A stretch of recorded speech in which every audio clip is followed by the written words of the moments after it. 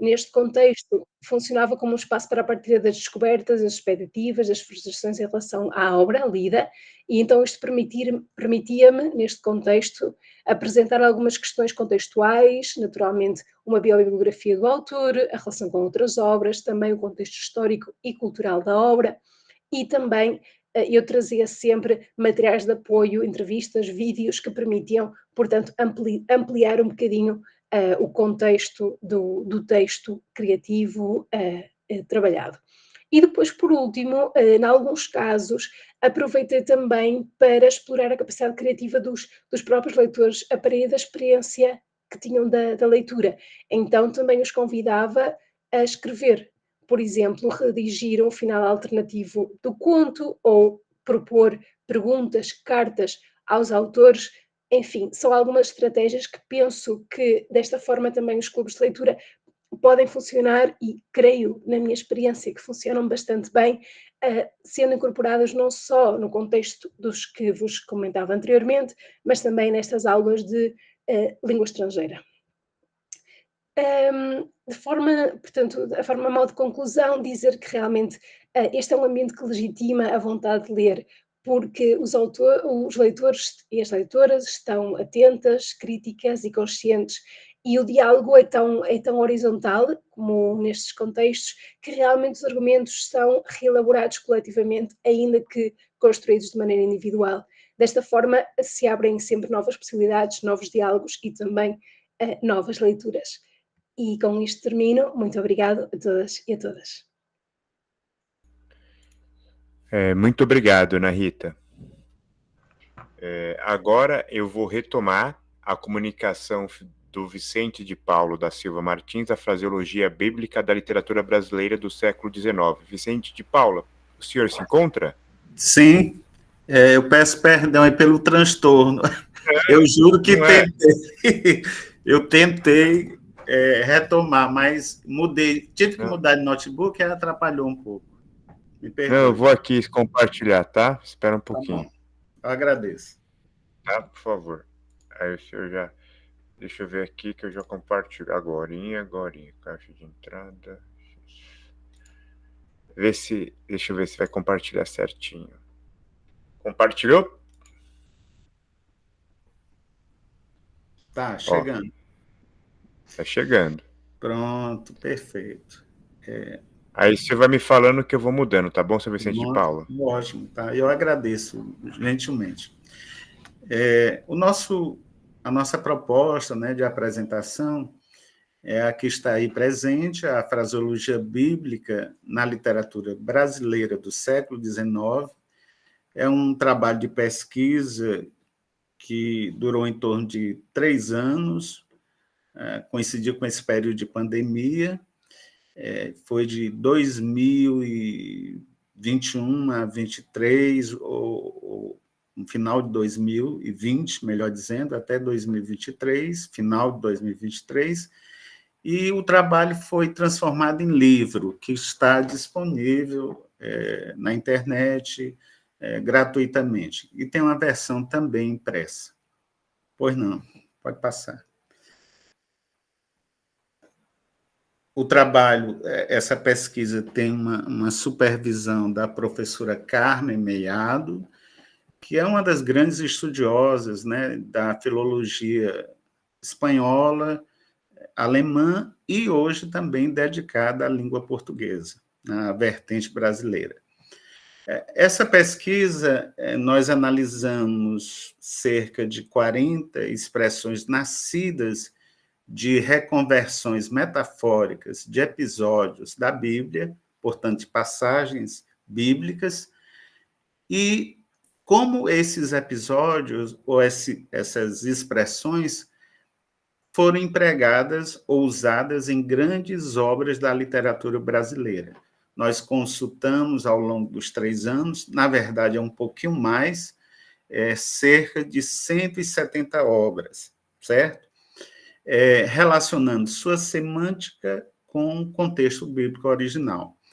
A ideia era validar a teoria, o trabalho, no fundo, era validar as teorias de Carmen Meiado sobre fraseologia bíblica, que daqui a pouco a gente pode conceituar melhor, e, a partir da teoria dela, do aporte teórico, desenvolver uma proposta, um modelo teórico e metodológico para a recolha de expressões idiomáticas de cunho religioso na literatura brasileira do século XIX.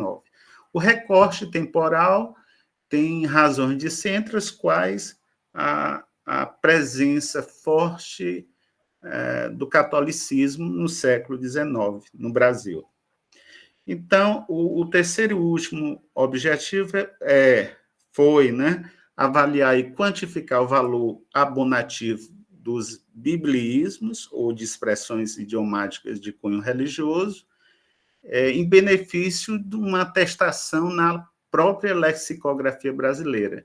Nós sabemos que os dicionários gerais, em particular, eles não abrem muito espaço para a fraseologia, né? As lexias simples têm muito mais força do que as lexias compostas ou complexas. Quando elas aparecem como subentrada.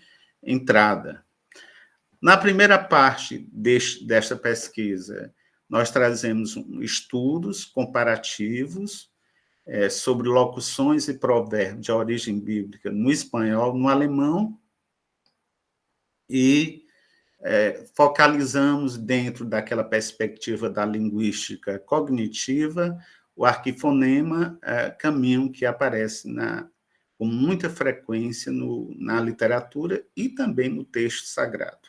Pois não, amigo? Pode passar. Na segunda parte, é uma parte que nós consideramos mais prática, nós descrevemos estas 40 unidades.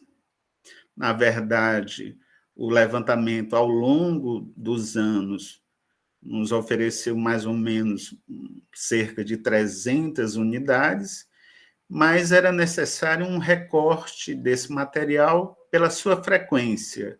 Então, precisava ter uma frequência mínima para a gente colocar nesse tesaurus, né, o material.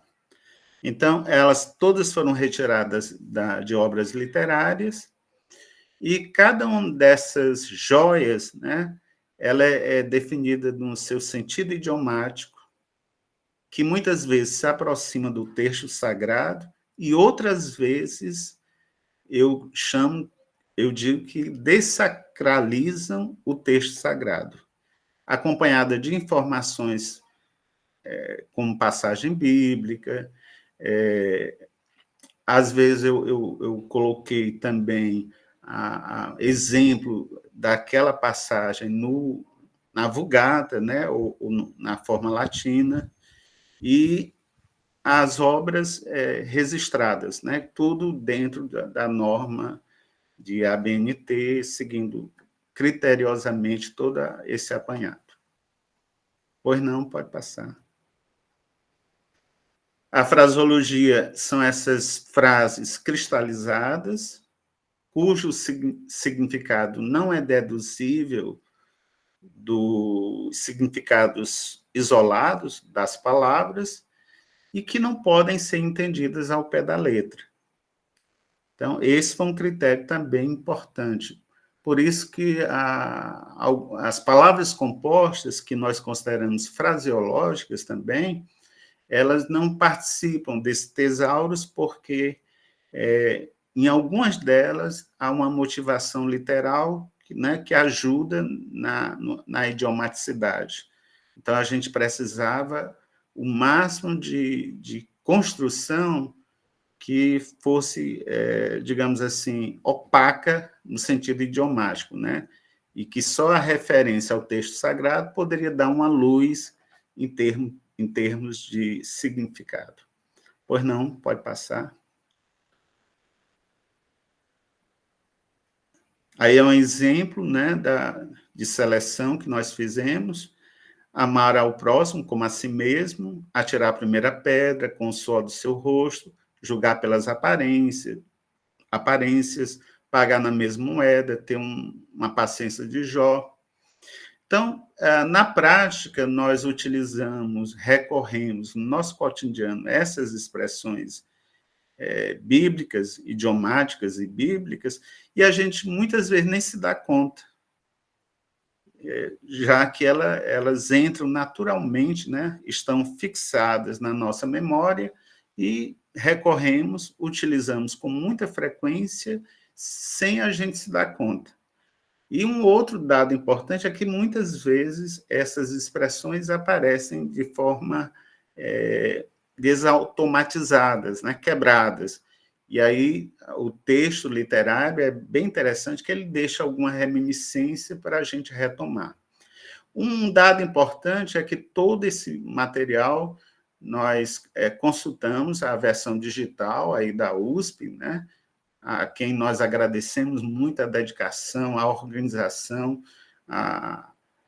por permitir que a gente viabilize uma pesquisa desse teor, possa classificar de forma crescente, decrescente, manipular as informações. Então, eu estou fazendo aqui, na verdade, uma homenagem à Biblioteca Brasiliana pela disponibilidade desse material que muito nos ajudou em pesquisa. Eu acho que desse conjunto de obras, eu apenas umas 7 ou 10 obras no máximo, eu peguei só a versão em papel, e normalmente a primeira edição. As demais, praticamente a primeira edição, eu consegui, acessei, capturei via a nossa biblioteca aí da USP, brasiliana. Pois não, pode passar. Entre os grandes escritores do século XIX, não é porque é cearense, mas é porque foi bastante recorrente na obra, no nosso trabalho de pesquisa, pelo menos 21 obras das 27 obras de Alencar do século XIX, elas vão dar uma contribuição substanciosa na recolha dessas expressões idiomáticas de cunho religioso. Pois não, pode passar. Aí é o que nós chamamos bibleísmos na obra alencarina. Bibleísmos seriam as expressões idiomáticas de cunho religioso. Vejam a importância da cobertura temporal. São obras, no caso só de Alencar, de 1857, praticamente início da produção romanesca de Alencar, até 1875, há 2 anos da morte de Alencar, já que Alencar morreu prematuramente, né? Morreu novo. E é interessante aí a importância do estudo dessa natureza para a datação, né? A datação é extremamente importante. É uma obra que permite que a gente possa datar também a fraseologia, as expressões idiomáticas. Caro Vicente de Paula, o senhor tem mais 5 minutos, por favor. Pronto, perfeito. Já estamos encerrando mesmo, né? Pode passar.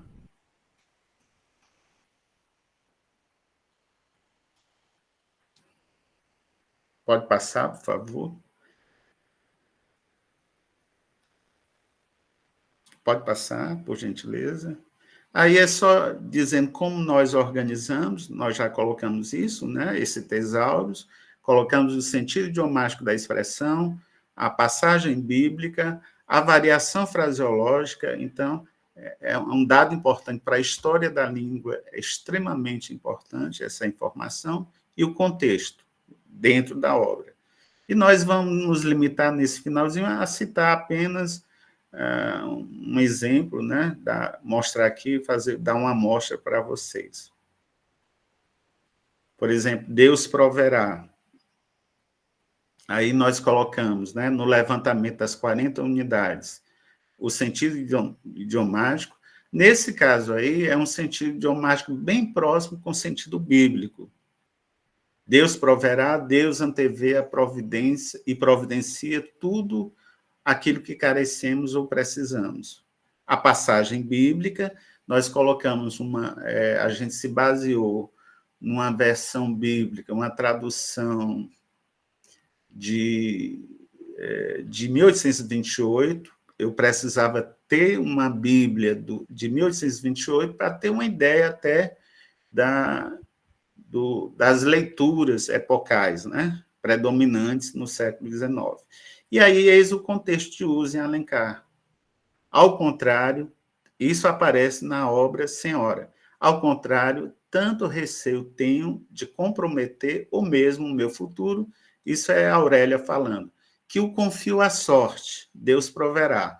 Aí é um bom exemplo, quando eu mostro na obra, esse momento de desacralizar, né? Porque como é que se mistura Deus proverá, uma referência bem literal da Bíblia, com a questão da sorte, destino, né? Há uma espécie de dualidade aí. E isso eu fui observando ao longo das 40 unidades, relativamente bem exemplificada, né? É um rico exemplar. E o fim último é esse mesmo, mostrar a importância dos estudos fraseológicos para a história da nossa língua e poder também colaborar com a nossa filologia e com a história da própria língua portuguesa. As considerações finais, as expressões idiomáticas de origem bíblica conferem às publicações literárias do século XIX um valor documental, histórico importante, tornando-se fontes importantes para a reconstrução do português histórico do século XIX.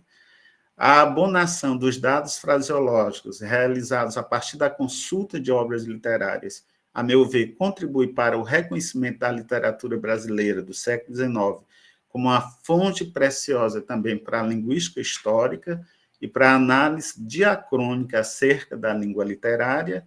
E, por fim, as expressões idiomáticas de origem bíblica são um bom registro da língua e da cultura judaico-cristã, assegurado pela estrutura cristalizada dessas formas históricas, né, presentes no texto literário, e que mostram também, historicamente, essa variação, essa flexibilidade e de ressignificação do sentido bíblico nas obras literárias, que eu chamo, por vezes, de dessacralização. Era isso, mais ou menos, que eu gostaria de colocar. Posso deixar meu e-mail para quem quiser olhar com mais tranquilidade o texto completo dos slides, eu posso enviar tranquilamente. Grato pela participação. Aliás, por poder me dar a oportunidade. Ô, caro Vicente de Paula, muito obrigado pela lição do senhor, tá bem? Tá ótimo, grato. Muito obrigado. Dando continuidade, por favor, se possível, fique até o fim para a gente, se houver perguntas, tá bom? Certo. Obrigado, senhor Vicente. Obrigado também. Dando continuidade às comunicações, por favor, a Maria Tereza de Araújo se encontra? Sim. Maria Tereza, oi. Olá. Maria Tereza. Tudo bem? Está audível e está visível. Maria Tereza de Araújo Gramsci, tradutor de Green, filólogo e filologia, essa é a sua comunicação? Exatamente. Eu fiz 3 slides só para ilustrar, mas vou compartilhar, tá bom? Deixa eu só... Você consegue manipular? Se você está habilitada, tá? Se você quiser manipular, você está habilitada. Tá bom. Aqui. Bom, aí vocês me dizem se está aparecendo alguma coisa para vocês. Está visível. Tá legal. Está visível, Maria Tereza. Obrigado. Então tá bom. Bom, eu sou doutoranda na USP no programa de Estudos da Tradução do Departamento de Línguas Modernas. A minha pesquisa de doutorado é uma pesquisa que já está no fim, eu já estou para encerrar minha tese, e ela é uma pesquisa em sociologia da tradução, que é uma área pouco estudada, mesmo dentro dos estudos da tradução, não é uma área que as pessoas em geral se aprofundam muito ou conhecem muito, mas, bom, dentro da minha pesquisa sociológica, eu procuro conectar os estudos da tradução e o pensamento, ou os pensamentos marxistas, né, para compor uma sociologia marxista da tradução e feminista.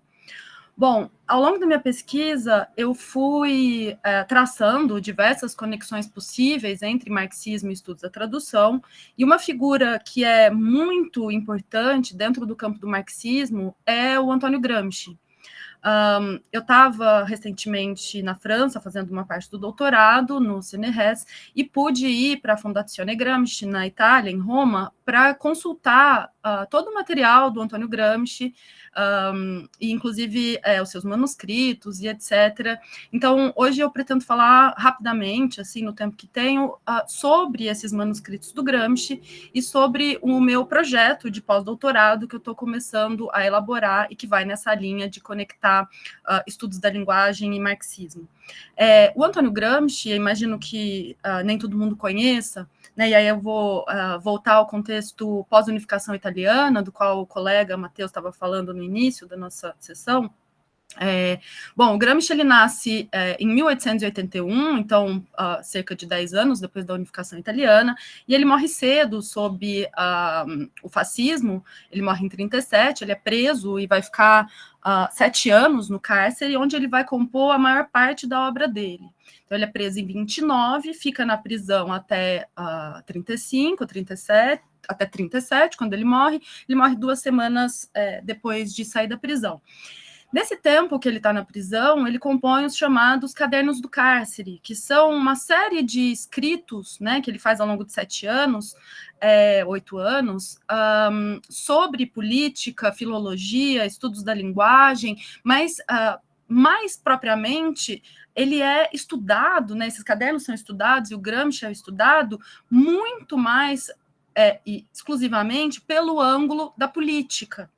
Mas o Gramsci foi um grande filólogo, né?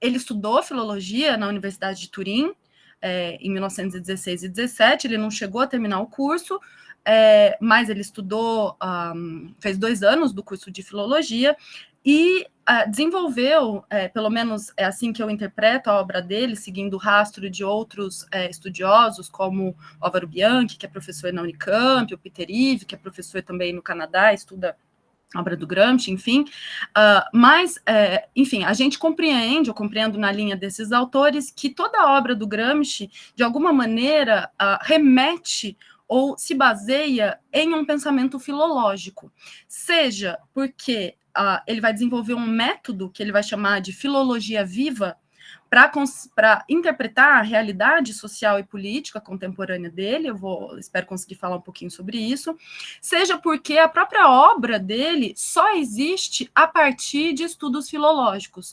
Com isso eu quero dizer o seguinte, que a obra do Gramsci, a obra que ele publicou para cárcere, ela foi toda publicada em jornais, especialmente em um deles, que era um jornal socialista, e tem-se uma grande dificuldade, essa é uma polêmica que existe ainda, apesar de toda os estudos, toda, inclusive, tecnologia que os estudos contemporâneos permitem, uma das questões é localizar a autoria de certos textos ou certificar a autoria de certos textos.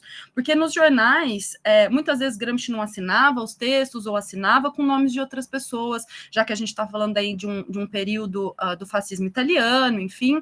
Então, você já tem um problema aí de conseguir certificar o que foi que, de fato, Gramsci escreveu antes da prisão, e para isso é necessário uma série de recursos, né, filológicos, seja porque os cadernos do cárcere não foram escritos para serem publicados. Então, aí eu vou colocar aqui, a gente tem uma fotozinha do Gramsci, e os cadernos são 37 cadernos, que somam em torno de 3.000 páginas. Dessas 3.000 páginas, em torno de 700 páginas são de traduções, então mais ou menos 25% da obra feita no cárcere são traduções que ele fazia. Então, são cadernos, como eu estava dizendo, que não foram escritos para serem publicados. Eles são escritos de forma fragmentária, o Gramsci tenta, ao longo do tempo, ir organizando alguns temas e tal, mas ele não consegue, pelo problema de acesso ao papel, de acesso ao material, né, para a escrita, enfim. Então, são cadernos que constituem uma obra que a gente pode chamar de aberta e inacabada. Então, todas as edições dos Cadernos do Cárcere e do Gramsci passaram por um estudo filológico muito complexo para o estabelecimento de uma edição. A gente tem inúmeras edições, algumas edições do caderno prezam pela unidade temática, então reorganizam os manuscritos por unidades temáticas, dando tema, dando um título que resuma o tema daquele caderno. Outras edições privilegiam a ordem cronológica. Enfim, a gente tem uma série de questões. Embora o Gramsci não tenha escrito esses manuscritos para que fossem publicados, ele, com certeza, isso a gente pode inferir por uma série de elementos que eu posso mencionar já, ele com certeza escreveu essas obras para que elas fossem lidas.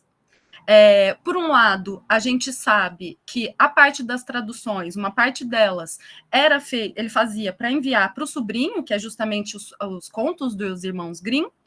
Ele traduzia esses contos para enviar para o sobrinho, filho da irmã dele, Teresina, uma outra, e as obras, todos os cadernos do Cárcere estão escritos com letra muito legível. Todos os cadernos são escritos com pouquíssima rasura, ou seja, ele tinha um processo de reflexão muito amplo antes da escrita, né, já considerando aí o pouco papel que ele teria, mas também uma possível leitura futura. Lembrando que o Gramsci nunca deixou de se relacionar com os membros do Partido Comunista, que ele ajudou a fundar na Itália, então ele, mesmo no cárcere, ele estava na ativa. Então ele escreveu tudo com muito capricho e de maneira muito legível. Portanto, a gente pode inferir, né, que ele imaginava seus possíveis leitores. Dentro do campo do marxismo, essa abordagem, né, mais voltada para os estudos da linguagem sempre foi muito pequena. Gramsci mesmo tentou fazer isso, ele tinha uma grande admiração pelos linguistas russos, ele inclusive passou um tempo na União Soviética e aprendeu muito com os linguistas contemporâneos dele, mas dentro do marxismo propriamente não se tem estudos dentro do campo da linguagem sobre a obra do Gramsci, seja estudos de filologia, que são pouquíssimos, seja estudos dentro do campo dos estudos da tradução. Então, basicamente, assim, o meu projeto de doutorado, e com isso eu vou encerrando, é tentar propor uma tradução das traduções que Gramsci fez dos irmãos Grimm. Ele traduziu 26 contos com função pedagógica, né? Como eu comentei, ele escrevia para enviar para o sobrinho, e ele tem, em inúmeras cartas, ele vai mencionar isso, a vontade dele de compartilhar e de ensinar ao sobrinho um pedacinho, né, de uma certa tradição literária. Bom, então, eu pretendo, no meu pós-doutorado, trabalhar com esse material, a partir dos manuscritos dos cadernos, né, em que ele faz as traduções, as primeiras traduções, estudar as edições que foram feitas 4 edições das traduções que Gramsci fez dos irmãos Grimm, todas elas diferentes umas das outras. Eu pude fotografar todas essas 4 edições na Biblioteca Nacional de Roma. Eu não consegui trazer todo o material aqui, porque, infelizmente, estou passando por uma situação de luto muito complicada nessa última semana e não tive tempo mesmo de montar os slides e mostrar para vocês. Mas, enfim, o que acontece é que a gente tem uma edição nos anos 80, depois 2 edições no começo dos anos 2000 e uma em 2021, que é igual, que é uma reedição da edição dos anos 80, e todas elas são muito difíceis de achar. As edições publicadas até o início dos anos 2000 não se encontram em lugar nenhum, exceto na Biblioteca Nacional de Roma, nem mesmo na Fundação Gramsci, elas não são encontráveis.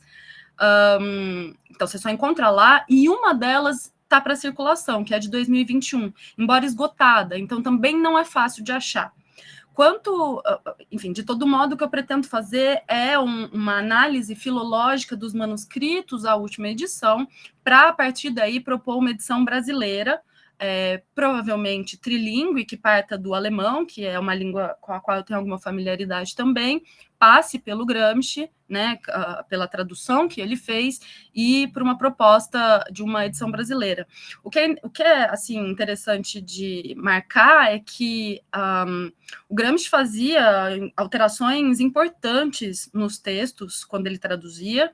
Como ele traduzia do cárcere, ele não tinha acesso a dicionários, gramáticas, enfim, uma série de materiais que são necessários para quem traduz. Eu mesma sou tradutora. Gramsci não tinha acesso a nenhum material, exceto um dicionário ou, eventualmente, uma gramática que ele pedia em cartas e chegavam para ele. Então, são traduções que têm uma série de problemas de tradução, porque muitas vezes ele realmente não conhecia o vocábulo, e como Gramsci era um filólogo de formação e que levava com muito rigor o método filológico como um método histórico, né, ele entendia a filologia como um método profundamente histórico, sem o qual as outras ciências da linguagem não conseguiriam trabalhar. Então, enfim, ele tinha todo esse rigor, então ele procura fazer uma tradução nos momentos em que ele não compreende os vocábulos, ou que, enfim, ele não tem como resolver dúvidas, a gente consegue localizar no texto.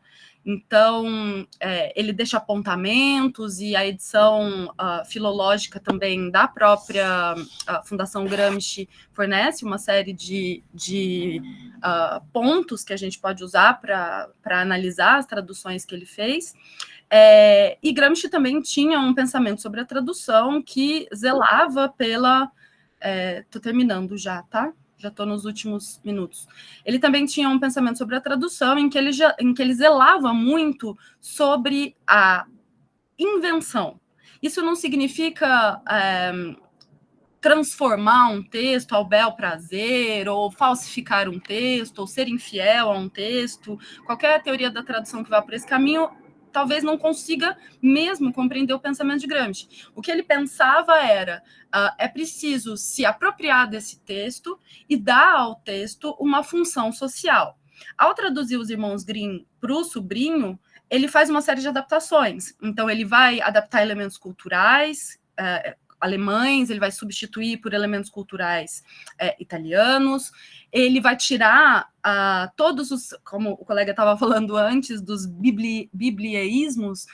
Gramsci vai tirar todas as referências religiosas que eventualmente aparecem nos contos que ele traduz.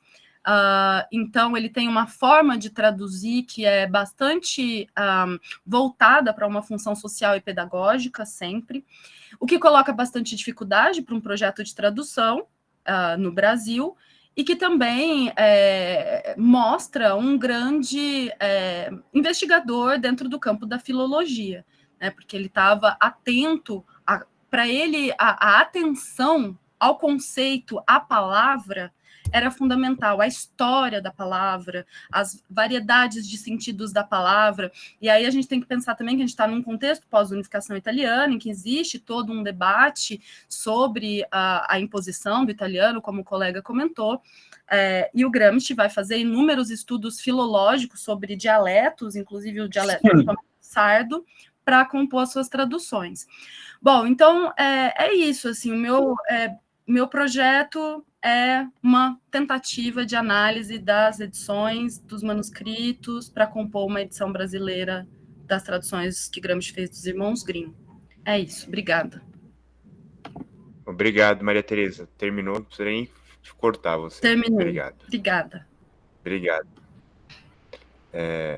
Dando continuidade, um capítulo sumiu, a agência de intermediários em 2 edições do romance Anormalista. Carlos Eduardo de Oliveira se encontra? Carlos Eduardo?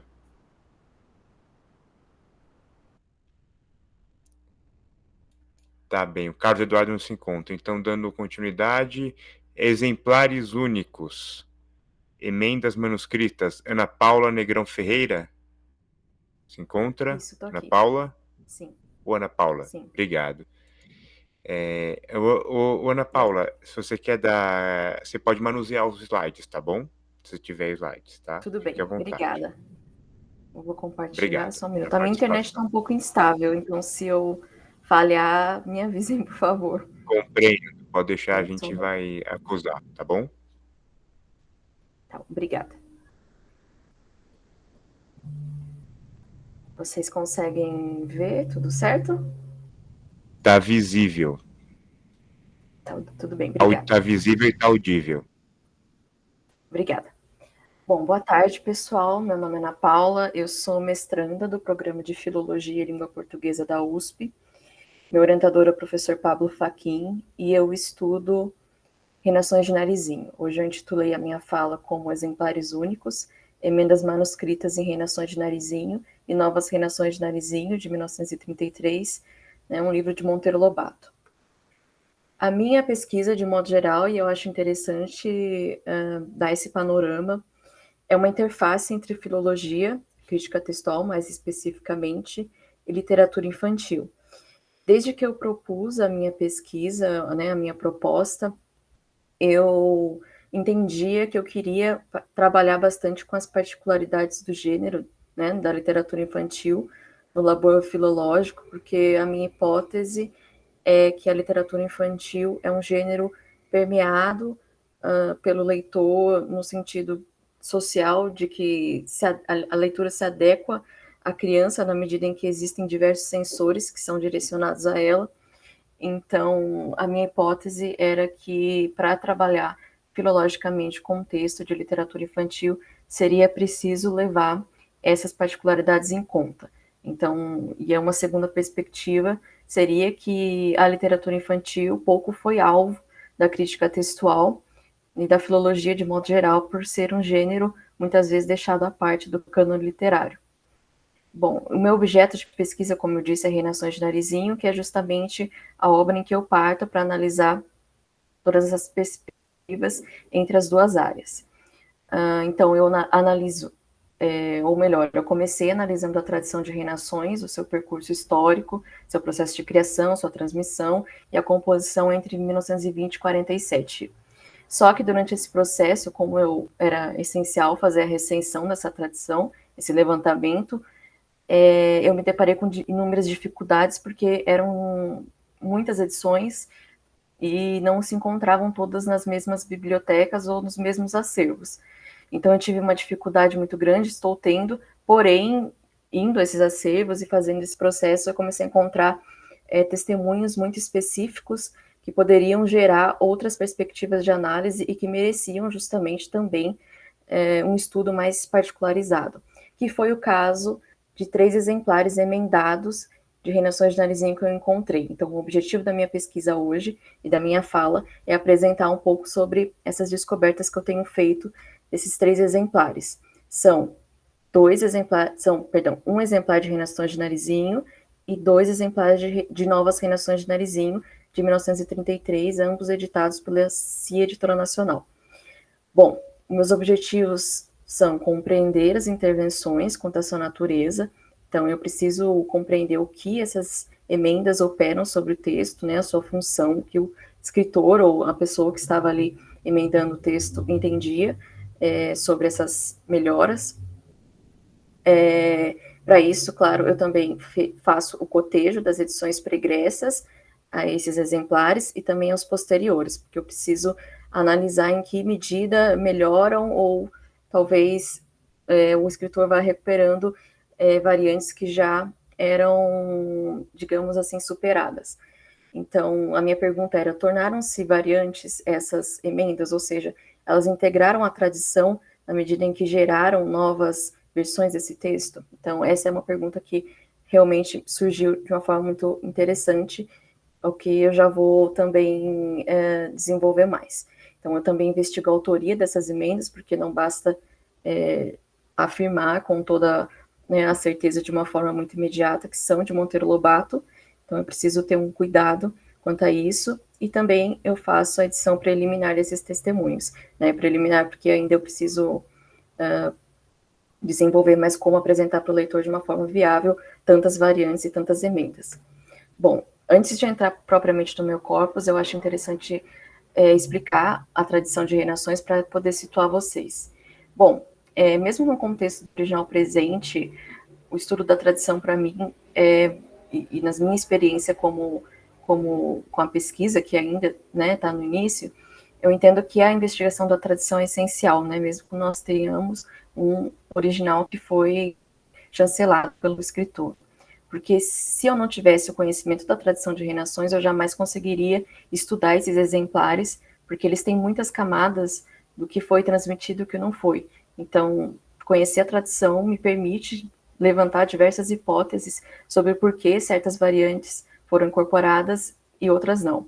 Então, a obra é bastante complexa porque ela é híbrida. Reinações de Narizinho, na verdade, é uma obra que surge em 31 e ela foi resultado de uma junção de outras obras ou de outros livros menores que foram publicadas entre 20 e 29, começando com A Menina do Narizinho Arrebitado, depois Marquês de Rabicó, Noivado de Narizinho, Aventuras do Príncipe, Gato Félix, Cara de Coruja, Irmão de Pinóquio, Circo de Escavalinho, A Pena de Papagaio e Pó de Pirlim Pimpim.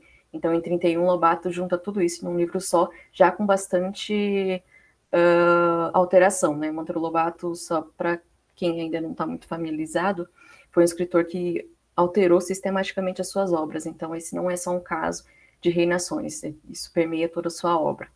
Bom, a segunda edição da obra data de 1933 e ele faz de uma forma um pouco diferente, porque ele divide essa edição em 2 volumes. Então, é uma edição composta por 2 livros. O primeiro ele chamou de Reinações de Narizinho e o segundo ele chamou de Novas Reinações de Narizinho, que na verdade não eram novas no sentido de trazerem outras aventuras, mas eram novas porque tratava de uma nova versão, né, daquela materialidade que foi dividida. Então, ele dividiu de uma forma proporcional, mais ou menos. Reinações de Narizinho ficou com A Menina do Narizinho Arrebitado até Aventuras do Príncipe e Novas Reinações com o Gato Félix até o Pó de Pirlim Pimpim. E aí, na terceira edição, que data de 43, se não me engano, ele retorna à forma reunida de novo, então ele compacta novamente. Bom, o meu corpus se situa justamente nessa Novas Reinações de Narizinho, que é esse processo ainda muito pouco cristalizado, digamos assim, da forma do livro. Então, essa forma de dividir e juntar, ainda mostra uma certa instabilidade. Então, esses exemplares anotados surgem dentro desse contexto ainda de uma obra em construção. Embora a crítica literária tenha que, em 1931, nós tenhamos um marco para a obra, mas se a gente for analisar filologicamente, não é bem assim que as coisas se encontram, porque a obra continuou se movendo. Então, os meus exemplares estão na Biblioteca Infantil Monteiro Lobato, em São Paulo, que é onde guardo o maior acervo referente ao escritor, e também as obras raras da literatura infantil, então é um lugar muitíssimo importante historicamente, porque foi a primeira biblioteca infantil do Brasil que permanece em funcionamento, então é a mais antiga, e essas obras estão no acervo Monteiro Lobato, né, pertencente à biblioteca, que foi o acervo que recebeu a biblioteca do escritor, seus documentos, inclusive itens pessoais dele. Bom, esse processo de descoberta foi bastante progressivo, porque a biblioteca, infelizmente, enfrenta um problema, como a maioria dos acervos públicos, que é a falta de fundos mesmo e de apoio do governo público para poder se manter, e isso afeta claramente como o acervo se organiza. Então, eu fui encontrando essas edições progressivamente, justamente por uma falta, né, uma falta de catalogação mais específica. Então, foi uma surpresa bastante interessante, porque o primeiro eu encontrei o que eu chamo de testemunho A, que é Reinações de Narizinho, que inclusive é a primeira parte. Então, ele está em bom estado de conservação, tem alguns desgastes na capa, mas todas as suas páginas, que são 130, estão bem preservadas, então a gente consegue ler sem maiores problemas. As emendas manuscritas se iniciam na folha de rosto e permeiam a obra inteira, fora a folha de rosto, cuja emenda é a lápis, o restante foi feita a tinta azul, e a maioria foi incorporada na tradição até esse processo até onde meu processo de comparação conseguiu chegar. Então, a maioria realmente cumpriu o seu papel enquanto emenda e se tornou uma variante. Então, a gente consegue ver que esse exemplar foi realmente utilizado pelo escritor. Então, aqui a gente tem a foto, vocês talvez não consigam ver, mas a folha de rosto, ali tem uma leve anotação de um ilustrador, seria um acréscimo do nome do ilustrador. Aqui, como essas emendas se apresentam, página 8 e na página 10, aqui mais alguns detalhes, então são emendas bastante intensas, né, muitas intervenções. E o testemunho B1, que eu chamo de B1, né, porque são 2 de Novas Reinações, foi o segundo que eu encontrei. Ele está em estado regular de conservação, tem uma capa preservada, mas a lombada se deteriorou um pouco, mas ainda assim as folhas estão plenamente conservadas, e nós temos 146 páginas. As emendas também se iniciaram na folha de rosto, mas elas se finalizam na página 29. Então, não tem tantas emendas, embora elas também sejam abundantes nesse espaço que elas ocupam. Elas foram feitas todas a tinta preta, e essas não foram incorporadas na tradição, diferente do exemplar anterior. Então, é assim que ele se apresenta, né? Ali já tem uma diferença também, né? A gente consegue ler bem. Aqui também uma foto do gato Félix, que é a aventura que abre o livro, né? Também tem muitas emendas. Aqui um detalhe só, onde tem uma mancha, talvez alguém tenha derrubado alguma coisa no livro, mas ainda a gente consegue ler. E o meu terceiro testemunho, que é o testemunho B2, também de Novas Reinações, está com um estado mais... Eu coloquei regular de conservação, mas eu acho que ele está um pouco prejudicado no sentido de que a capa é muito preservada e as folhas que tem estão preservadas, mas a lombada soltou, então algumas páginas se perderam. Ele tem 146 páginas, mas 13 folhas se perderam, que é esse segmento que eu coloco aí.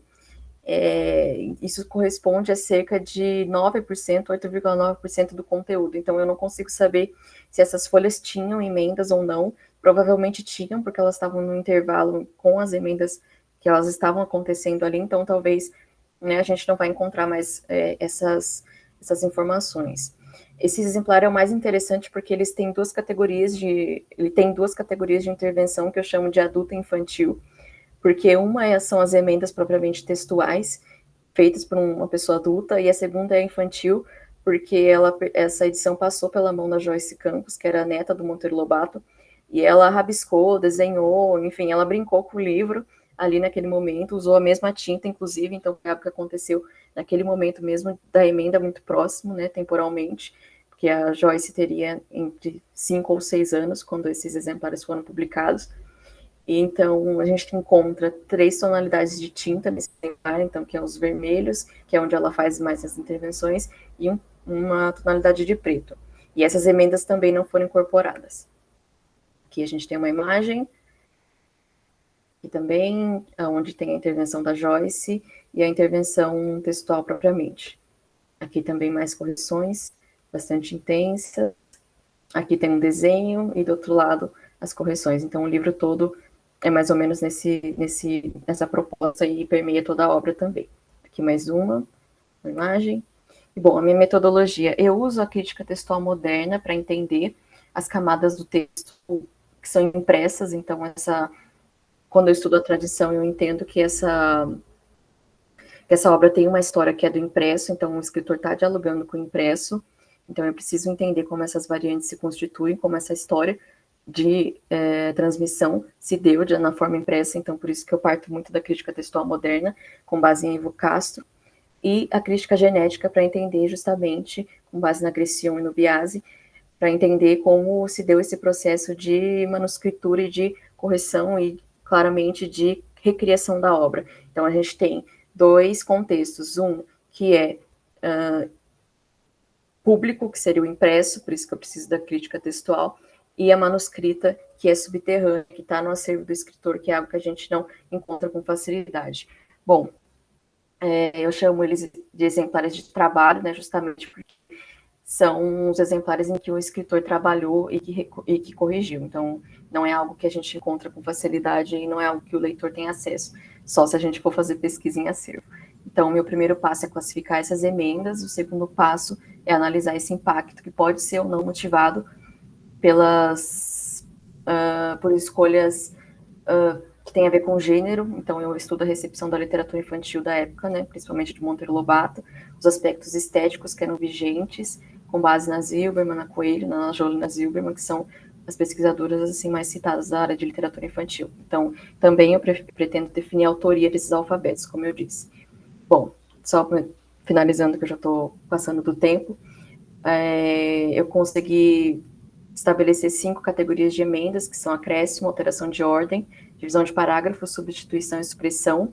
Meu critério de transcrição está sendo da forma conservadora, semidiplomática, e eu estou usando a sinalética estabelecida pela equipa Pessoa, que editou a obra de Fernando Pessoa em Portugal. Bom, aí eu consegui consultar várias outras obras que foram emendadas no acervo de Monteiro Lobato para conseguir comparar a caligrafia, porque são exemplares que mais se aproximam. Eu levantei os agentes que podem ter participado dessa revisão, como a esposa de Monteiro Lobato e o Godofredo Rangel, que eram muito próximos a ele, que faziam esse trabalho. E observei também a relação entre emenda, caligrafia e sinais gráficos, ou seja, se uma caligrafia bate com um certo tipo de correção ou não. Então, eu tenho que analisar toda essa dinâmica de correção para saber se se encaixa ou não com certas caligrafias. Bom, e por fim, eu estou fazendo esse levantamento do gênero literário e com a situação editorial da obra na época. Então, só uma imagem, como se deu, que narizinho em várias versões.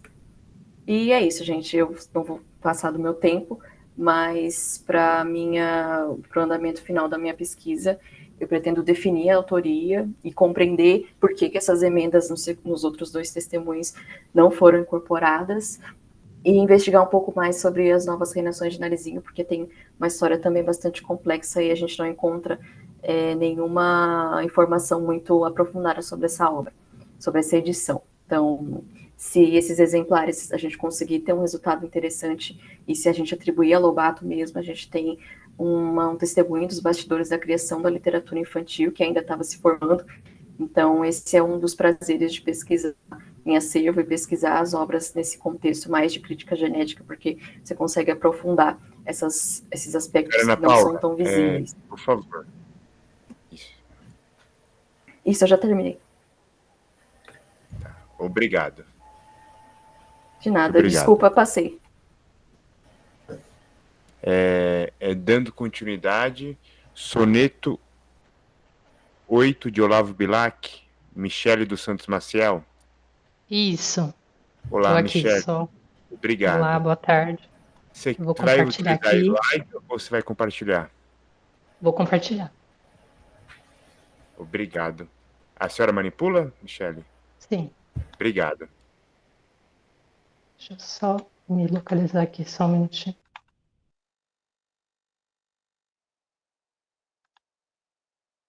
Tá aparecendo?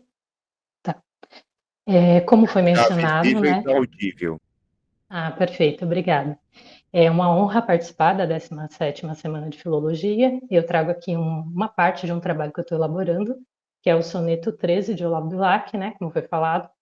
Eu fiz uma comparação entre o manuscrito de 1886, a primeira versão impressa no livro, né, em 1888, e a segunda de 1902.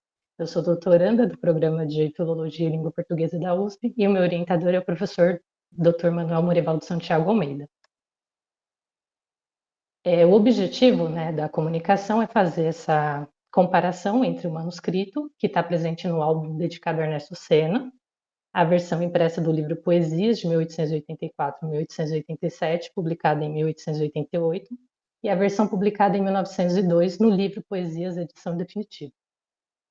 Vou falar um pouquinho do álbum do Ernesto Senna, dedicado a Ernesto Senna, que é o meu objeto de estudo, né, da minha tese de doutorado, e eu pretendo fazer uma edição digital do álbum, trazendo todas as peculiaridades que ele apresenta. Então, ele está localizado fisicamente no acervo da Biblioteca Nacional do Rio de Janeiro. Ele possui 68 páginas e 296 documentos.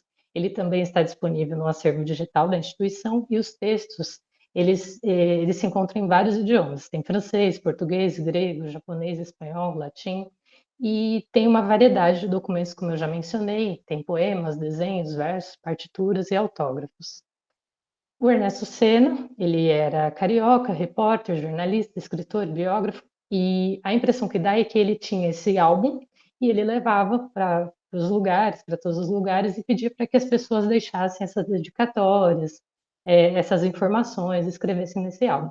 E para o meu doutorado eu estou estudando essa questão do álbum mesmo, da formação. E ele nasceu em 22 de setembro de 1858 e faleceu em 19 de outubro de 1913, e ele trabalhou em vários jornais, dentre eles o Diário do Rio de Janeiro, o Jornal do Comércio. Ele atuou na política, causas literárias, questões humanitárias. Aqui eu trago uma foto do Olavo Bilac, né? também carioca, jornalista, poeta e inspetor de ensino, nascido em 16 de dezembro de 1865, faleceu em 28 de dezembro de 1918 e foi um dos fundadores da Academia Brasileira de Letras. Notem aqui a assinatura, né, do Olavo Bilac, e eu vou mostrar o manuscrito mais para frente e vou falar um pouquinho dessa foto. Esse é o manuscrito, tá? De acordo do jeito que ele aparece no álbum dedicado a Ernesto Senna. Há outras informações, né, na parte de baixo. Aqui eu faço um recorte, né, o facsímile apenas do soneto. Tem algumas deteriorações, né, nas margens. Enfim, a página só tem a parte digital, né? Eu cheguei aí na Biblioteca Nacional do Rio de Janeiro, mas eu ainda não consegui tirar as minhas próprias fotos, né? Eu só tenho essa versão digitalizada que está disponível no site deles. Eu escolhi uma edição semidiplomática para apresentar para vocês, onde o Cambraia fala do grau médio de mediação e todas as normas para a elaboração desse tipo de edição foram seguidas. Por exemplo, a numeração das linhas, as intervenções colocadas em colchetes, a abreviatura desenvolvida. Então, aqui a gente tem o soneto, né? Ora direis, ouvir estrelas, certo, perdeste o senso, e eu vos direi, no entanto, que para ouvi-las, muita vez desperto, e abro a janela, pálido de espanto, e conversamos toda a noite, enquanto a Via Láctea, como um palho aberto, cintila. E ao vir do sol, saudoso em pranto, ainda os procuro pelo céu deserto, direis agora, tê-lo deslocado amigo, que conversas com elas? Que sentido tem o que dizem quando estão contigo? E eu vos direi, amai para entendê-las, pois só quem ama pode ter ouvido capaz de ouvir e de entender estrelas. 30 de setembro de 1886, Olavo Bilac. Como eu já mencionei, né, o documento está no site da Biblioteca Nacional e o soneto ocupa a parte superior da página. O nome do poema ele não está legível, né? Mas podemos supor que esteja escrito Ouvir Estrelas. Eu vou mostrar um indício disso mais para frente. Tem também o número 6 escrito a lápis e o número 16 na frente da assinatura. Possivelmente essas marcações podem ter sido feitas pelo Ernesto Senna ou depois da entrada do documento no acervo da biblioteca. Como eu já falei, há outros textos na página, mas não serão objeto deste estudo. Aqui está a foto do livro Poesias, de 1884, 1887. O soneto está em 2 páginas nesse livro, né? A outra página. Aqui eu fiz uma transcrição também só para conhecimento, né? Tem pouquíssimas variações, eu vou mostrar para vocês mais para frente. Aqui é o Poesias, edição definitiva. O poema está em 1 página só, né? Esse daqui, o livro já está um pouquinho mais deteriorado. Fiz a transcrição também, que basicamente resultou na mesma transcrição da anterior. E aqui eu vou falar um pouquinho dos impressos. Os livros eles fazem parte do acervo da Biblioteca Brasiliana Gita e José Midlin. As fotos foram tiradas em visita ao acervo com aparelho de celular sem flash. Manuseei o livro com luvas e a grata surpresa foi encontrar essa foto do Olavo Bilac dentro do livro, né? Com os dizeres: a Martins Fontes, afetuosa lembrança, Olavo Bilac, Paris, abril 1914. Com a letra dele, né? Que a gente pode comparar semelhante à que está no manuscrito. Aqui a comparação, né? Trago os 2 poemas, os 2 sonetos justalinear, lado a lado. E aqui, para ficar mais fácil, coloquei as diferenças em vermelho. Então, primeiro o nome, né, do soneto, nos impressos está como 13, né? E aqui tem a supressão da exclamação na primeira linha, né, nos impressos. Este acento que estava no manuscrito, ele não aparece no impresso. Tem a supressão também desse hífen, do vos direi, que tem no manuscrito. Aqui tem uma diferença, talvez a mais significativa, que ele fala, eu abro a janela, e nos impressos ele coloca, abro as janelas, tanto no primeiro quanto no segundo. A parte aqui é Via Láctea, com a letra minúscula e sem o hífen, nos impressos. E aqui embaixo, pois só quem ama pode ter ouvido. Aqui tem o acento, né, nos impressos. Aí a grata surpresa também foi essa publicação no jornal Gazeta de Notícias do poema Ouvir Estrelas. E esse poema ele foi impresso nesse jornal em 1º de agosto de 1886. Então ele é anterior ao manuscrito, né, que tem no livro, no álbum dedicado a Ernesto Senna. Este aqui é um livro que é mais recente, né, editado e prefaciado pelo professor Ivan Teixeira, que era professor também da USP. E nesse livro aqui ele faz algumas atualizações, ele coloca entre aspas, né, o que estava em diálogo, e foi nesse livro que eu encontrei as informações falando que esse poema tinha sido publicado também em jornal. Depois, esse poema chegou até nós, né, tem uma música do Kid de Abelha, Ouvido Estrelas, que também foi inspirada nesse poema, e as outras versões impressas do poema foram encontradas no Jornal Libertador, do Ceará, de 26 de agosto de 1886, Gazeta Paranaense, né, do 3/7 de 1887, A Semana, de 31/7 de 1886, e Polianteia, de 17/3 de 1889. E aqui as considerações finais. As diferenças são sutis, mas existentes entre o manuscrito e as versões presentes nos livros, né? Poesia, de 1884 a 1887, e Poesias, edição definitiva. Entre as versões dos dois livros não foram constatadas diferenças, né? E o título presente no manuscrito foi substituído por 13 nos impressos. Contudo, o título Ouvido Estrelas está na versão encontrada no jornal Gazeta de Notícias. Então, isso é um indício que talvez esse era o título que estaria disponível no poema. Mas aí na publicação, como ele entrou num hall com outros poemas, ele colocou a numeração, né? Isso aí são tudo suposições, né? E o manuscrito de 1886, ele não pode ter antecedido as versões, pode não ter antecedido as versões impressas, não é uma cronologia, né?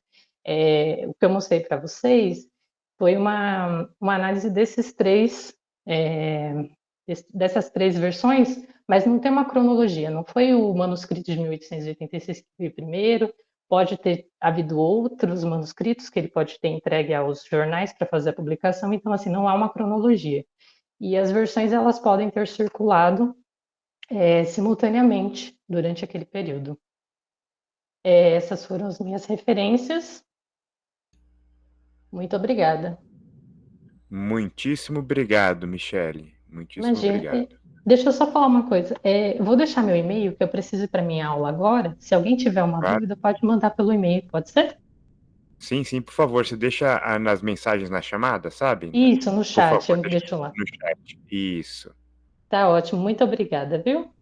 Obrigado, Michele. Tenha um bom dia, bom trabalho para a senhora. Tchau, tchau. Obrigada.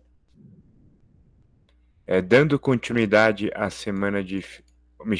Isso. Dando continuidade às comunicações...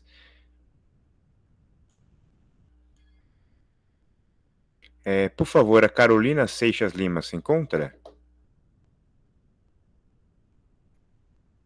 Carolina Seixas Lima se encontra?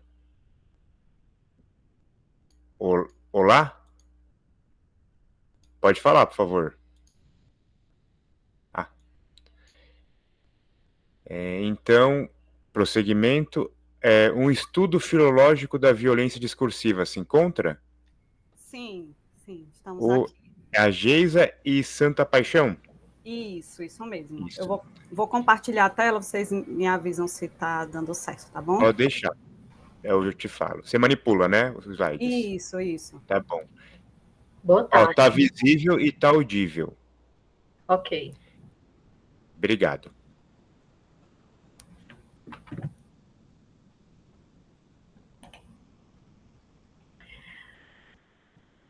Boa tarde a todos. Eu me chamo Santa Paixão. É um prazer fazer parte da Semana de Filologia da USP. Eu e minha colega Geisa somos alunas do programa de pós-graduação em Linguística Aplicada da UES. E nós iremos fazer nossa breve apresentação com o título Um estudo filológico da violência discursiva nas cartas de liberdade da província do Ceará no século XIX. Esse trabalho ele faz parte de uma pesquisa em andamento sobre as cartas de alforria, desenvolvida por pesquisadores que pertencem ao grupo PRAETES, Grupo de Pesquisa Prática de Edição de Textos do Estado do Ceará, liderado pelo professor doutor Expedito Heloísio Ximenes. Temos aqui também o link das redes sociais do nosso grupo, para quem tiver interesse em conhecer mais. Essa pesquisa pretende investigar a violência discursiva nas cartas de liberdade da província do Ceará no século XIX. Os nossos objetivos específicos são 3: realizar a edição filológica das cartas de liberdade, realizar o levantamento léxico-semântico de violência discursiva a partir das cartas de liberdade e analisar a prática discursiva das cartas de liberdade. Partimos de uma perspectiva interdisciplinar. Essa pesquisa ela se situa na linguística aplicada, em específico na filologia. Realizamos a edição dos textos, fizemos uma contextualização histórica e também uma análise crítica do discurso de orientação cognitivista, baseada nos estudos de Van Dijk. Bom, a filologia é uma ciência que nos possibilita ir além de análise enquadrada apenas nos elementos internos do texto. Ela nos permite um olhar amplo acerca de determinado texto. De acordo com Spina, o filólogo atravessa o texto buscando compreender o contexto social, cultural e histórico, ou seja, a função transcendente.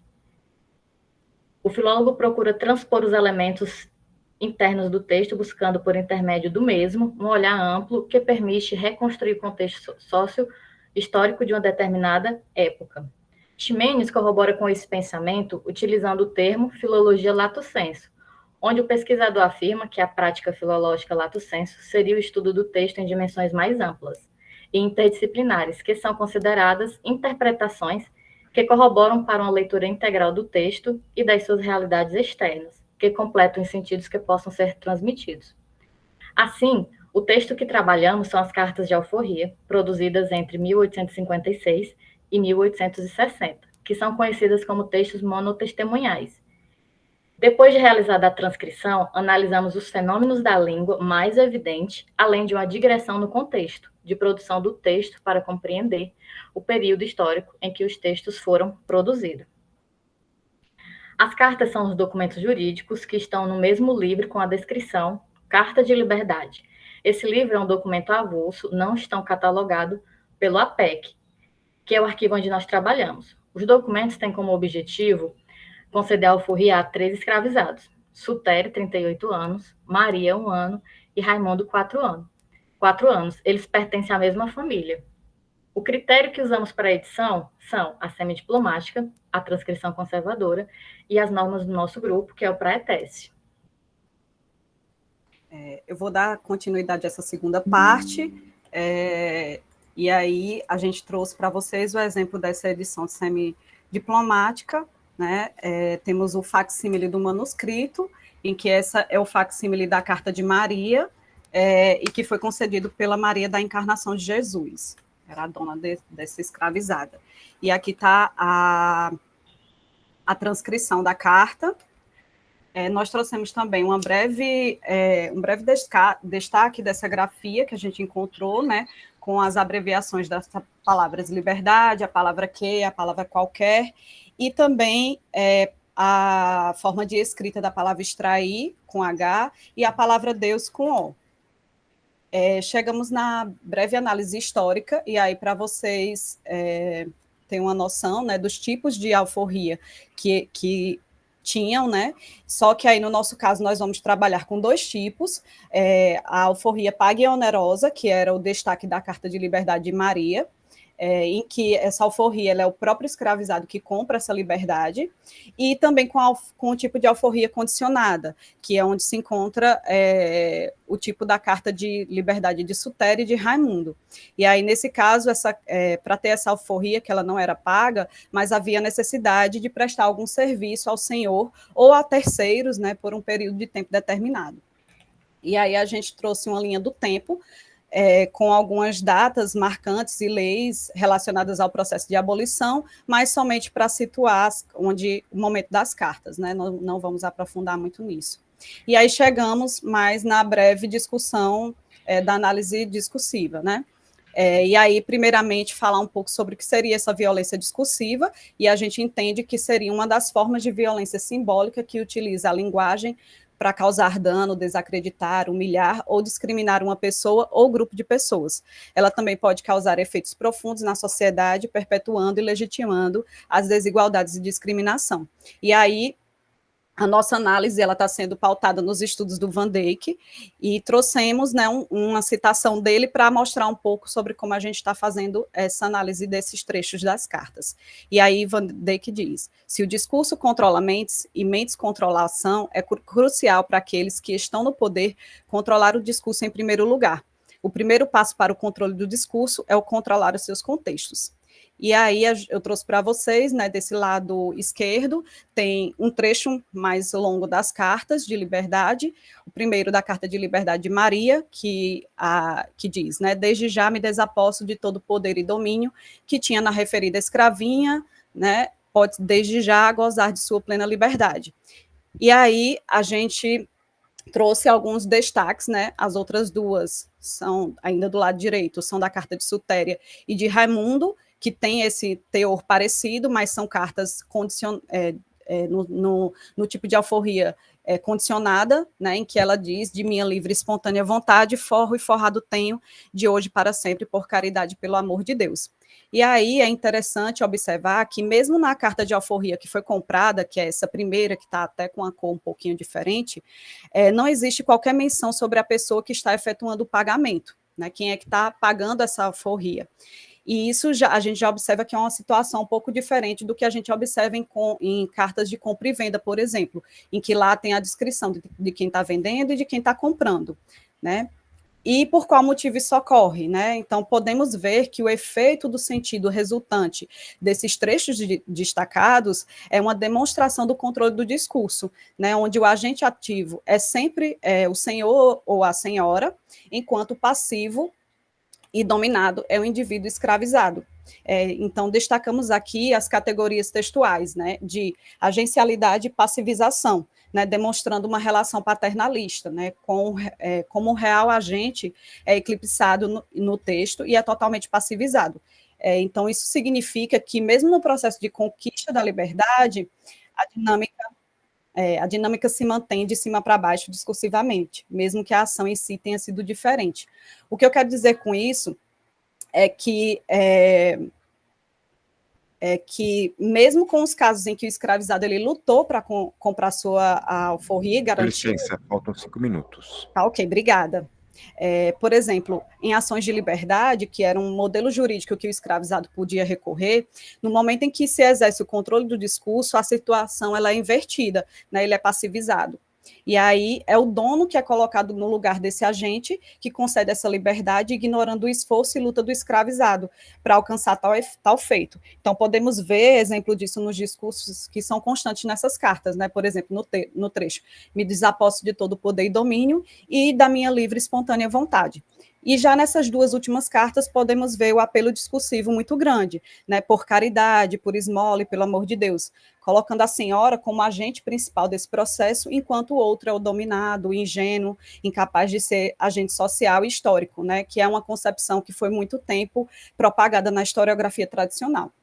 No entanto, dando continuidade à leitura da carta, a gente chega no trecho que ela condiciona a liberdade, que é esse lado, no lado direito, em que diz, né, logo em seguida, de dizer que ela vai dar de livre e espontânea vontade forrar, ela diz, porém com a condição de me acompanhar e servir enquanto eu viva, e então por minha morte gozará de sua inteira e plena liberdade. Então, ela condiciona a liberdade do escravizado com a prestação de serviço dele até a morte dela, né, perpetuando e legitimando através do discurso essa relação desigual e reafirmando essa agencialidade e passivização anteriormente citada. E daí para a gente pensar, né, nessa relação social, não se sabe quantos anos a dona tinha nessa época, mas Sutéria ela já tinha 38 e Raimundo tinha 4 anos. Então, por quanto tempo que essa senhora viveu, ou seja, quando é que essa liberdade realmente aconteceu para esses escravizados? E aí, como não dá muito tempo, né, a gente chega nas nossas considerações finais, né, destacando a relevância social desse trabalho, né, para a preservação da história, da memória e do patrimônio público, para a construção de identidade sócio-histórico-cultural, também recuperar narrativas negligenciadas pela história tradicional, e, além disso, a nossa análise, ela pretende, como dizia aí o Walter Benjamin, escovar a história a contrapelo, né, ou seja, trazer um novo olhar sobre os documentos históricos a partir de uma perspectiva crítica narrativa dominante. Né? Então, a ideia é questionar as versões oficiais da história, destacando as vozes e experiências daqueles que foram oprimidos ou marginalizados na sociedade. Né? Então, essa abordagem ela tem como objetivo proporcionar uma compreensão mais profunda e abrangente da complexidade das injustiças do passado que se estendem até o presente. Né? Então, por fim, essa é uma maneira de confrontar e desafiar a narrativa dominante estabelecida e dar voz àqueles que foram silenciados. E aí está aqui nossas referências e a gente agradece a atenção de vocês. Obrigada. Muito obrigado, Geisa, muito obrigado, Santa Paixão. Agora, dando continuidade à filologia. A edição de poesias de Lucas José de Alvarenga se encontra? Gracineia, Vanessa e Luma? Sim, nos encontramos. Sim. Isso. É só como são 3 pessoas, cuidem do tempo, tá? Que continua sendo 15 minutos só, tá bom? Tudo bem, tranquilo. Tá bom? Vocês podem manipular os slides de vocês, tá bom? Tudo bem. Só um momento, por favor. Geisa e Santa Paixão, vocês podem só retirar, por favor, o slide de vocês? Isso, obrigado.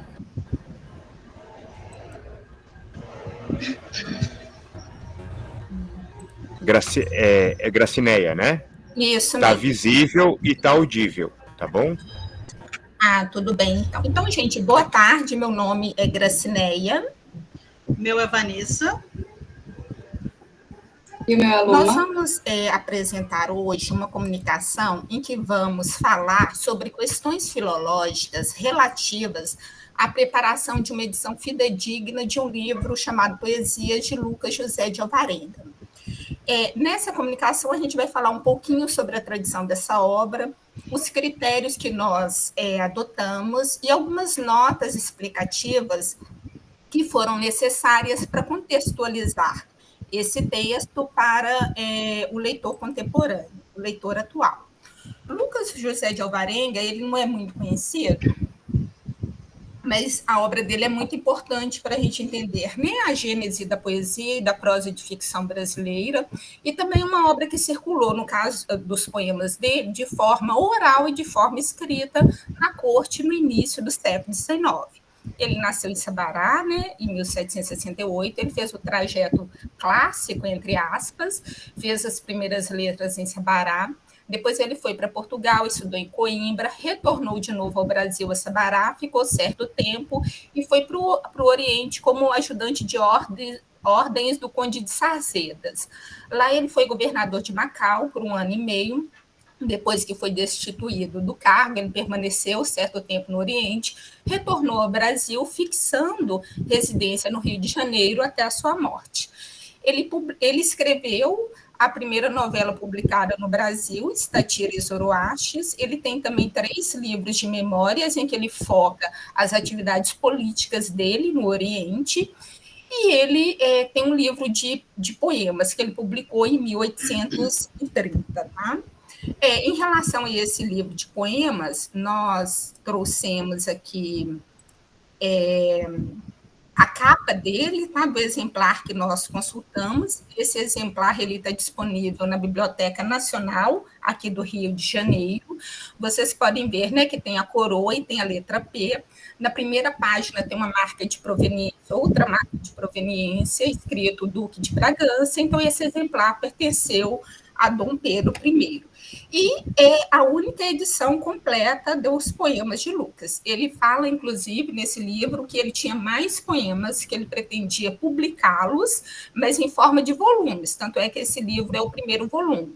Mas como ele publicou em 1830 e morreu em 1831, ou ele não teve tempo de publicar o restante, e aí os manuscritos, caso tenha havido, se perderam, porque parte desses poemas ele sabia de cor, ou então ele publicou e se perdeu o exemplar do livro. Então, em relação a isso, né, nós não sabemos ao certo o que aconteceu com o restante. Em relação ao livro, ele tem 78 poemas, são poemas diversos, entre sonetos, madrigais, improvisos e epigramas. Ele apresenta também a tradução do fragmento 31 de Safo, tem uma tradução que o próprio Lucas faz, ele apresenta outra também em português, do desembargador Magalhães, 2 traduções de francês e uma tradução do inglês. Tem 2 notas, que na verdade são capítulos explicativos, em uma ele discorre um pouco sobre poesia, e em outra ele conta um pouquinho, né, a fonte dele, da tradução da Ode de Safo. Em relação às características gerais desse livro, é muito interessante, porque tem alguns poemas que têm características neoclássicas, como os sonetos, os madrigais, a gente vê figuras mitológicas, etc. E há outros que têm um diálogo muito direto com a cultura oral e popular, como os improvisos e as glosas. Inclusive, há um improviso dele, cujo motivo é o tema de um mudu muito famoso no Rio, no início do século XIX, aí de Marte até morrer.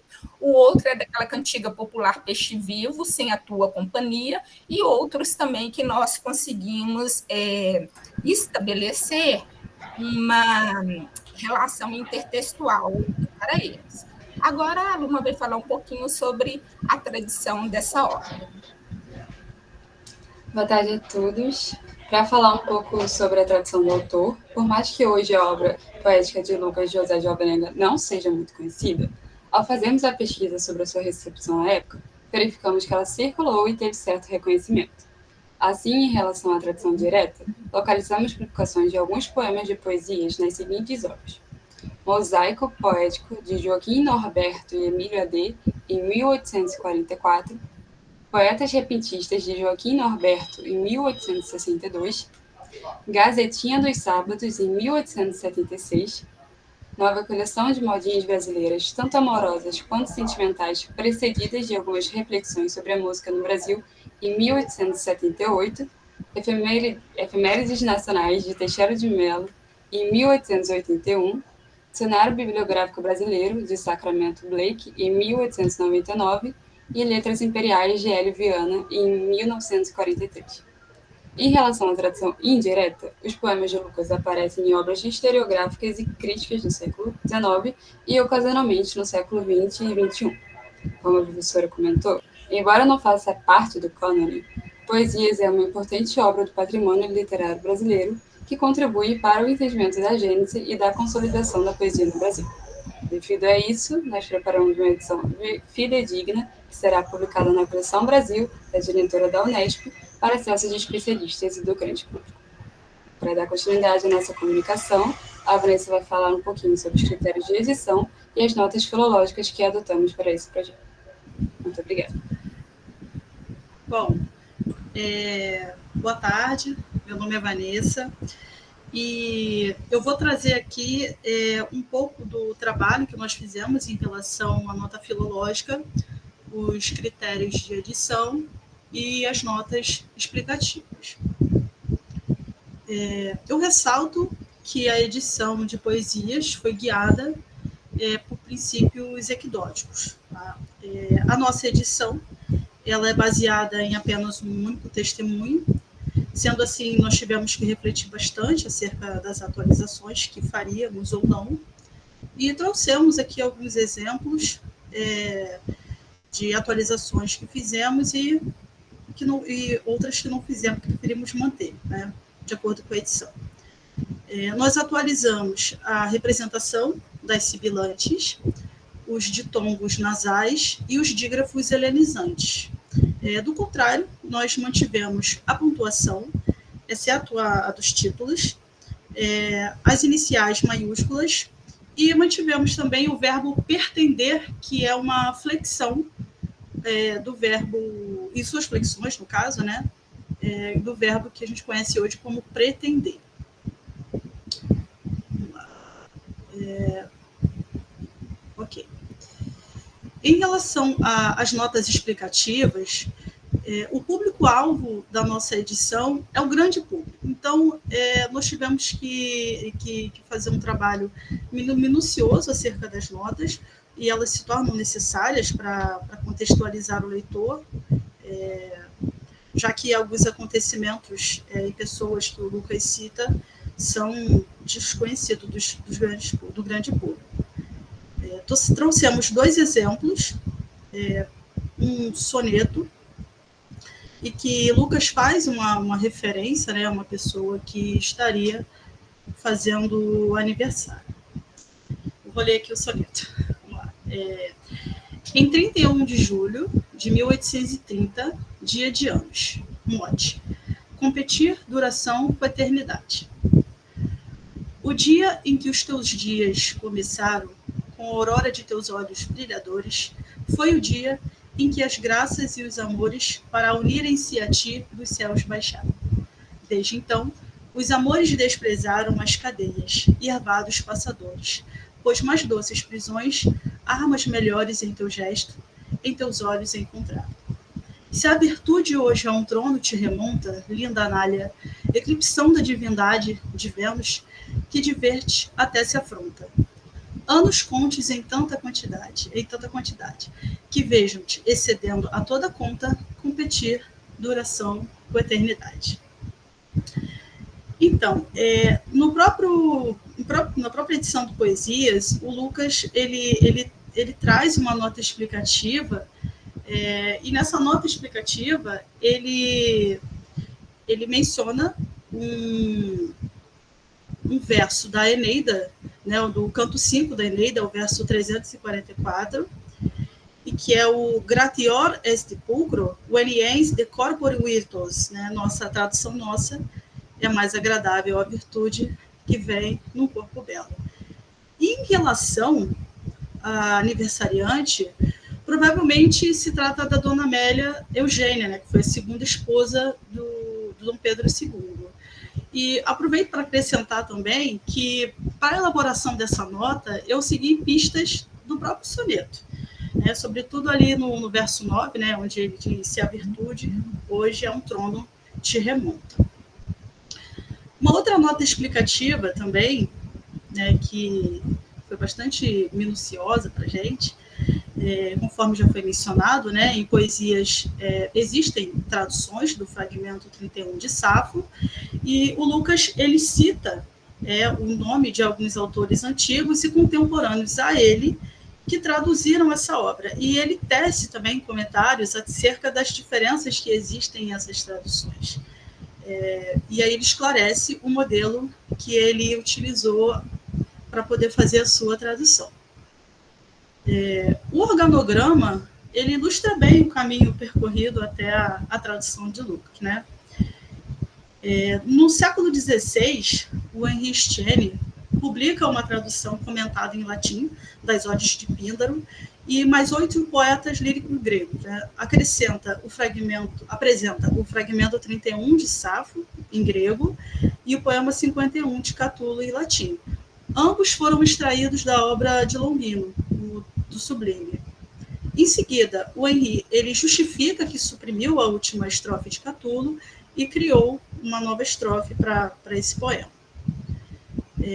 A edição latina de Londres, né, publicada em 1742, é uma obra que compila poemas completos de Anacreonte e os fragmentos de Safo, todos traduzidos e comentados diretamente do latim. Nessa obra, há o fragmento 31 de Safo, em grego, e na página ao lado, a sua tradução em latim, feita por Henri Estienne. Essa nota foi interessante para a gente, porque quando o Lucas ele começa a falar dos nomes desses autores, ele fala um que foi bastante difícil da gente chegar, que foi o Estevão. E aí, com a nossa pesquisa, a gente descobriu que Estevão era a tradução de Henricus Stephanus, né, do latim de Henricus Stephanus, um nome utilizado por Henri Estienne. Então, eu vou passar aqui para a professora, para ela poder fazer as nossas conclusões.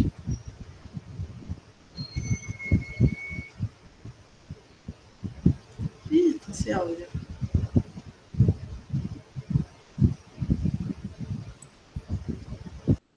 Então, o nosso objetivo, devido ao curto espaço de tempo, foi comentar alguns dos critérios adotados e algumas das notas, né, explicativas que nós tivemos que elaborar para disponibilizar o livro, né, que será lançado pela editora da Unesp. E nós gostaríamos de agradecer, né, a colaboração de Natália e de Rani, que muito ajudaram na preparação dessa edição, e ao CNPq pelo apoio financeiro. Obrigada à organização do evento por ter aceito, né, a nossa participação, e a vocês que estão nos ouvindo, nos assistindo. Muito obrigada a todos.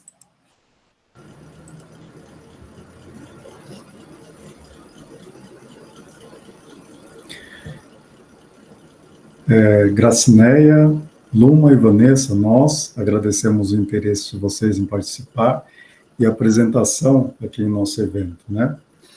E agora, conforme eu já havia comentado inicialmente, né, temos que João Paulo Cardoso Alves e Regina Jorge Vilela Raui estão ausentes, né? Eles já haviam avisado que, por motivos de força maior, não poderiam apresentar as suas comunicações. Então, dado esse fato, né, da ausência deles, eu gostaria de reforçar um anúncio que eu fiz na outra sessão, né? Foi colocada uma lista de presença que está fixada nas mensagens, e creio que todos já tenham assinado, né? Se não assinaram ainda, por favor, assinem, porque por meio dos dados dessa lista de presença, nós podemos depois emitir os certificados dos ouvintes e podemos também emitir os certificados dos comunicadores, né? Os comunicadores que quiserem também certificados de ouvinte, né, que estiverem presentes nas demais sessões. Sendo assim, eu passo ao professor Luiz Antônio Lindo, né, para ver se ele tem mais alguma consideração a apresentar. Bom, então, se vocês tiverem um comentário, alguma questão, vocês apresentem, para a gente encerrar, então, né, a sessão desta tarde. A gente agradece bastante, né, a presença de vocês, né? Nós temos percebido que as comunicações têm sido, assim, bem elaboradas, né? O que nos satisfaz bastante, né? Pelo fato de nós estarmos agora organizando, né, essa semana, pela 17ª vez, né? E amanhã, então, nós continuaremos, né?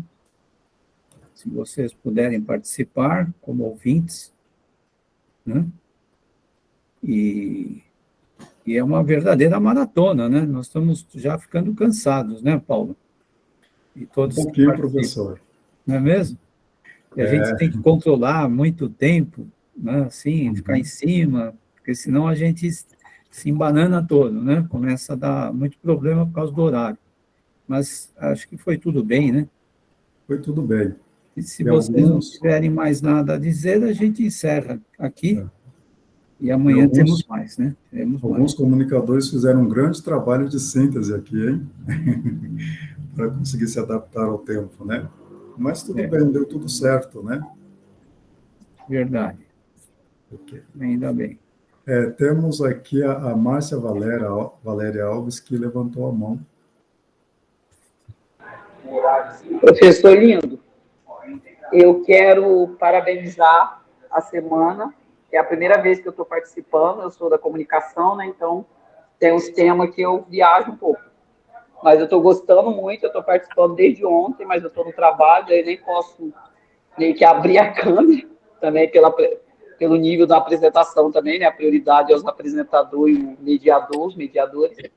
E quero deixar em nome da nossa turma do PROLAN, da Cultura Ilustrada, um abraço para o senhor, que hoje é dia do abraço, e para todos presentes. E a gente combinou que a gente ia entrar e deixar um abraço para o senhor e parabenizar pela organização do evento. Muito e obrigado. A todos os envolvidos também. Tá bom? O pessoal já tá bem assim, tarimbado, viu, na organização. A gente hoje estava conversando no grupo, eu falei, aí até o Diego falou assim, não vai ter aula hoje? Eu falei, não, por conta do seminário de filologia. Falei, gente, eu vou entrar no final, vou deixar um abraço para o professor, né? No final, todos merecem. Lógico. E é isso Tá mesmo. bom? Obrigado, viu, Márcia? Nada. Tudo Tchau. bom. Tchau. Então, pessoal, não tendo mais nada a acrescentar, a gente dá por encerrado, né, o evento no dia de hoje e nós voltaremos amanhã. E agradecemos muito a presença de vocês aqui. Tá bem? Então, até amanhã. Até logo. Então, até amanhã. Eu parei a gravação, viu, Paulo? Ok. Tá? Ok, professor.